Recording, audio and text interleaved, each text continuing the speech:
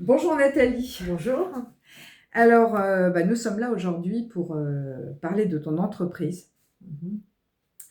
et de voir un petit peu où tu en es depuis sa création. D'accord. Donc, quel est l'objet de ton entreprise? L'objet, tu entends le Bah, travail que j'exerce. voilà, le travail que je veux dire. Quel service tu proposes? Alors moi, je propose la mise en relation de personnes pour qu'ils deviennent amoureux, tout simplement. Voilà. Donc j'ai une agence matrimoniale. Bien. Et qu'est-ce qui t'a poussé à vouloir créer cette entreprise? Quelle est ta motivation profonde pour avoir créé cette entreprise qui existe maintenant depuis 2 ans? Mm. Le temps, il faudra l'enlever. Le temps. Mm. Lionel, il faudra qu'il enlève le temps. Mm. Qu'est-ce qui m'a motivé à créer ce genre d'entreprise? C'est d'aider les gens justement à être heureux, tout simplement. Alors, aujourd'hui, nous rencontrons pour parler donc de la viabilité financière de l'entreprise. Mhm. Parce que il existe souvent une tendance chez les gens qui travaillent dans l'humain, hein, qu'on soit coach, assistant, ou qu'on mette en relation des personnes, de ne pas se sentir légitime à réclamer, à être payé à la juste valeur de ce que l'on donne, de ce que l'on apporte. Ouais, c'est vrai. C'est compliqué de demander aux gens justement des sommes d'argent qui sont parfois onéreuses pour eux, mais en même temps, il n'y a pas de... Moi, j'estime que je leur rends un service sur une longue période. C'est un service de tous les jours, donc pour moi, c'est quand même assez légitime de demander une somme d'argent assez importante. Voilà. Tout à fait, tout à fait. Mais quelquefois, dans son marketing ou dans la façon dont on veut attirer les gens, on peut avoir cette tendance à faire des prix un peu moins élevés que d'autres, par exemple que d'agences matrimoniales qui seraient plus connues, en espérant peut-être attirer plus de clientèle. Est-ce que c'est quelque chose qui a pu t'arriver? Oui, je pense. Quand j'ai créé mon entreprise, j'étais un petit peu moins chère et je me suis rendu compte que c'était plus compliqué pour moi justement d'y arriver. Donc, c'est pour Hmm. ça que j'ai légèrement augmenté mes tarifs de façon à ce que ma viabilité soit là, quoi. D'accord. Et donc actuellement, tu estimes que, bon, c'est vrai que l'entreprise n'a que 2 ans, tu estimes que tu arrives quand même à tourner, enfin à payer tes charges, Mm. etc. Mais malgré tout, tu n'es pas satisfaite parce que tu estimes ne pas être toi rémunérée par rapport à ce que tu offres, c'est-à-dire à avoir une rémunération, un peu comme tu dis, comme on dit, à se verser un salaire, mais c'est-à-dire à avoir quelque chose pour soi, une fois qu'on a payé toutes les charges de l'entreprise, à la hauteur de ce que toi tu donnes, puisque tu m'as expliqué avoir passé beaucoup de temps. Ouais, mais ça c'est vrai. C'est Ça c'est vrai. vrai parce que franchement, c'est des métiers qui sont prenants, dans lesquels on s'investit énormément. Et c'est vrai que la rémunération doit être en fonction aussi de ce qu'on peut donner comme, aux autres personnes, ça c'est sûr. Hmm. Est-ce que la difficulté, donc justement, parce qu'on a parlé des tarifs, on a parlé éventuellement de faire payer les gens en plusieurs fois, mais toi tu estimes que tu devrais avoir plus de clients. Mais est-ce que, il n'y a pas un épuisement d'énergie, d'une part à vouloir chercher des clients, c'est-à-dire à aller sur des réseaux, à communiquer, des réseaux physiques, hein, Mhm. à communiquer dans les réseaux sociaux, et en même temps à s'occuper des clients eux-mêmes, quoi, parce que qui te prennent, comme on l'a dit au début, beaucoup, beaucoup de temps. Et c'est vrai que c'est très chronophage, mais en même temps, il n'y a pas le choix. Pour aller chercher des clients, il faut s'investir, donc je n'ai pas le choix. Oui, bien sûr. Tout Mais en préservant ma clientèle actuelle, oui. parce que eux aussi ont besoin que je sois à leur côté, quoi. Alors, est-ce que la solution, quelles sont les pistes finalement pour augmenter le volume financier actuellement? Quelles sont les pistes qui se présentent à toi pour augmenter le volume financier de l'entreprise? Je pense que petit à petit, ça va se faire quasiment tout seul parce qu'il y a D'accord. le bouche à oreille qui va se créer de plus en plus, hein. Mhm. Ça, c'est un fait. Autrement, toujours continuer d'abonder, ouais, de payer les organismes tels que Google et Meta pour pour que les gens me connaissent, quoi, tout simplement. Mhm. Parce que c'est vrai que c'est pas le genre de choses qu'on voit tous les matins. C'est assez confidentiel comme entreprise. Bien sûr, mais en même temps, oui, parce que toi, tu cherches à apporter quand même quelque chose de différent que les agences matrimoniales classiques.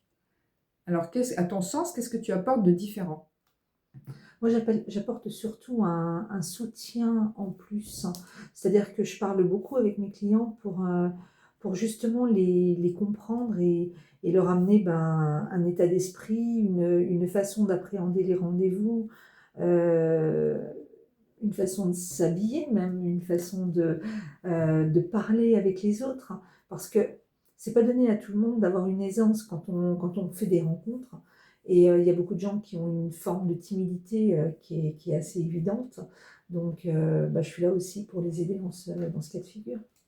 Oui, donc c'est un travail profondément humain, en fait, tu travailles dans la mise en relation, mais effectivement, dans la mise en relation, on est deux. Ouais. Donc, et peut-être qu'avant de trouver l'amour, il faut aussi que la personne apprenne à s'aimer elle-même.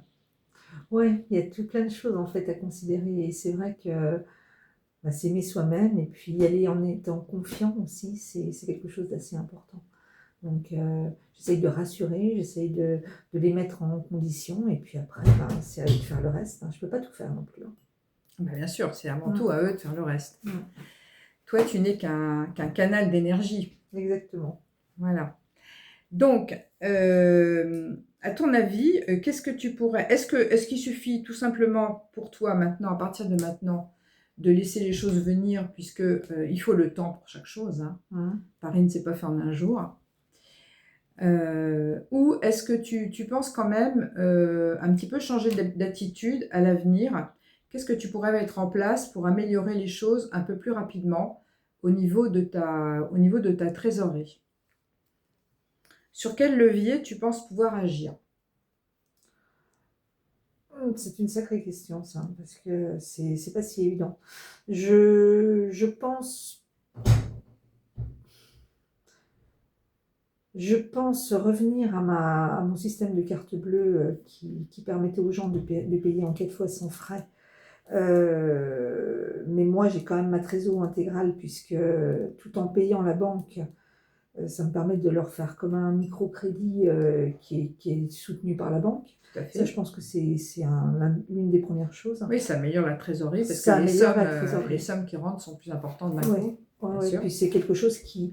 C'est vrai que les gens n'y pensent pas, mais quand on fait un 4 fois, voire un 6 fois sans frais, les sommes ne sont pas du tout... il faudra avoir beaucoup, beaucoup plus de clients, si tous les clients font comme ça, pour pouvoir justement accéder à une trésor qui soit intéressante. Quoi. Oui, mais Donc, si tu passes... tout de suite, on se met une balle dans le pied. Quoi.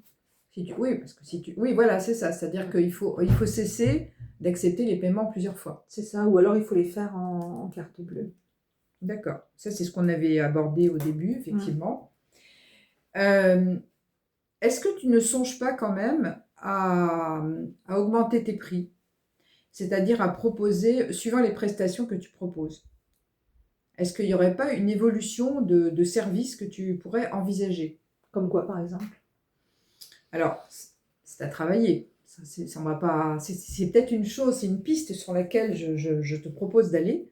C'est-à-dire tout à l'heure, on a parlé de plusieurs catégories de tarifs, mais parce que dans ce que tu peux proposer pour accompagner les gens, il y a peut-être des choses différentes. Il y a peut-être des choses différentes. C'est à creuser, c'est pas, voilà, c'est peut-être une chose à laquelle tu pourrais réfléchir.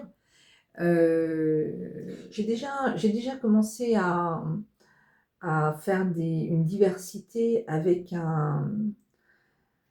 j'ai rencontré un monsieur qui vit à l'heure actuelle en Russie et qui, lui, met en relation des femmes russes avec des hommes français. Ce chose, c'est que comme il n'est pas en France, il n'a pas la possibilité de voir les hommes qui sont ici. Et moi, j'ai cette possibilité d'aider une certaine clientèle, justement, à avoir ce genre Voilà, de positionnement. voilà, Donc ça, c'est quelque chose que je suis en train de voilà, finaliser. C'est pas commencé. Donc voilà, voilà. Mais c'est quand même une piste. c'est une piste et c'est une possibilité. C'est-à-dire que ça peut être quelque chose de hyper important pour les hommes d'avoir des contacts avec des femmes qui sont différentes de celles qu'on trouve en France et qui ont envie d'avoir une vie Et maritale. puis de pas vivre en Voilà. Russie. Entre parenthèses. Et puis il faut dire aussi une chose importante, c'est qu'il y a un véritable problème en ce moment en Russie. Il y a eu beaucoup de jeunes gens qui sont décédés à cause de la guerre. Et donc il y a Bien moins sûr, d'hommes, bien et sûr, c'est la raison pour laquelle les femmes sont en bien sûr. recherche de messieurs. D'ailleurs, ça répondrait tout à fait à ta mission, puisque dans ton thème astral, j'ai effectivement relevé que ton destin, finalement, ton but de vie, c'est justement de mettre en relation des gens qui sont étrangers, justement. Mm. Voilà. Enfin, je veux dire, de rendre l'amour un petit peu universel. C'est-à-dire que... Et alors, ce qui est intéressant, c'est que justement, tu as commencé dans le pays de Caux, qui est un endroit un petit peu restreint, mais finalement, tu commences dans un cadre très, très structuré, Ouais. et c'est bien pour commencer. Parce que justement, là, tu as commencé à agir et donc à acquérir ton expérience quand même. Parce qu'au départ d'une entreprise, il y a la création. Mm. Et puis après, il y a comment ça marche, il y a l'expérience. Mm. Et là, tu vois, en parlant, on a trouvé qu'est-ce qui pourrait élargir ta clientèle. Parce que finalement, je pense que tu ne peux pas faire plus que ce que tu as déjà fait. C'est déjà bien hein, d'avoir dès le départ eu des clients au sein du pays de Caux. Le pays de Caux, ça peut rester ta base, ton ancrage, parce que c'est toujours bon d'avoir un ancrage, d'avoir un ancrage proche, quoi. Mm-hmm. Mais effectivement, est-ce que la possibilité, il faut toujours penser dans une entreprise, quelle qu'elle soit, aux possibilités d'expansion. Et les expansions à l'étranger, donc déjà, ça sera pas forcément les mêmes modalités, puisque là, il va falloir utiliser le virtuel, les réunions virtuelles, etc. Donc quand même, malgré tout, un gain de temps, parce qu'il y a quand même beaucoup de perte de temps dans les déplacements physiques. Ouais. Et là, peut-être que c'est ça qui pourra te permettre d'accroître ton chiffre d'affaires et d'en tirer un revenu pour toi. Ouais, c'est possible. Donc, je pense que c'est la solution qu'on pourrait travailler. Voilà. C'est une bonne idée. Voilà. Ben, j'espère que cet entretien t'aura aidé, t'aura ouvert... Ça fait du bien de faire un point. Ça fait du bien de faire un point, Ouais, parce surtout que... quand on est en entreprise seule, Voilà. On fait toujours des points avec soi-même. Voilà, ça fait du bien de se sentir accompagné, effectivement, et bah, c'est un petit peu le but de ce que j'essaye de créer, c'est ce que j'essaye de faire, ce que j'essaye d'accompagner les entreprises. Moi, j'ai une intention quand un client vient vers moi, mon intention, c'est je veux un entrepreneur qui a besoin de quelqu'un à qui se confier, avec qui il peut déposer un peu les armes, quelqu'un de confiance, comme j'essaye d'être. Et j'essaye d'être tellement bénéfique pour cet entrepreneur pour qu'on puisse ensemble créer un monde meilleur. Donc voilà, écoute, j'espère qu'aujourd'hui, notre entretien te permettra d'avancer et que cette petite pause t'aura fait du bien. Merci beaucoup en tout cas.